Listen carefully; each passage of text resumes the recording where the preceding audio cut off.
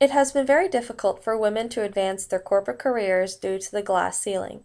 This is a term used to describe the invisible but very real barrier that prevents women from reaching senior positions that occupy the top floor of a corporation. Over time, this barrier has been penetrated by exceptional women. However, the glass ceiling has yet to be shattered.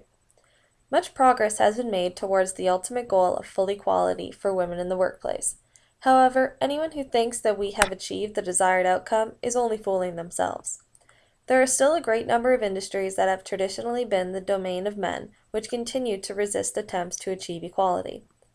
As Shanna Van Ness said, we already know what is evidently out there hindering us from advancing to the executive suite, and sometimes they cannot be controlled. However, they can be changed, and change starts with us. But is everyone really on board with creating equality? Not really.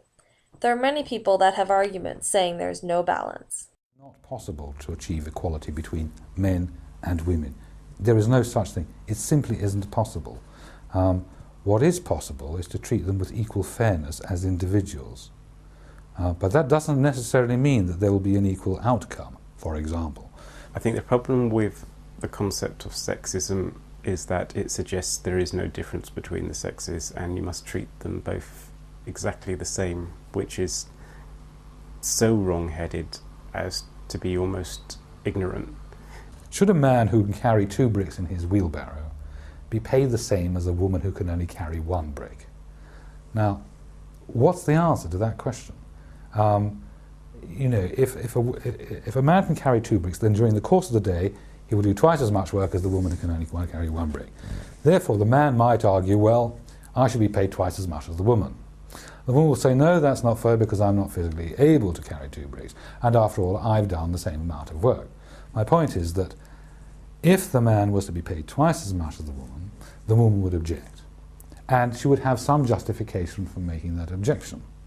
On the other hand, if they were both paid the same amount, the woman would be happy, but the man is then entitled to object, saying, I'm doing twice the amount of work. My point is, there is no solution. There is no amount of money where people wouldn't say, that's not fair.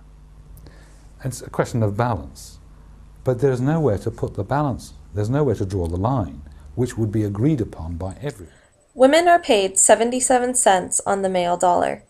We are 50% of the population, but only 18% of elected officials, and 4% of corporate leadership. Do you think these numbers will ever equal? I don't. I think there will always be a struggle for a balance, for equality, and for no glass ceiling.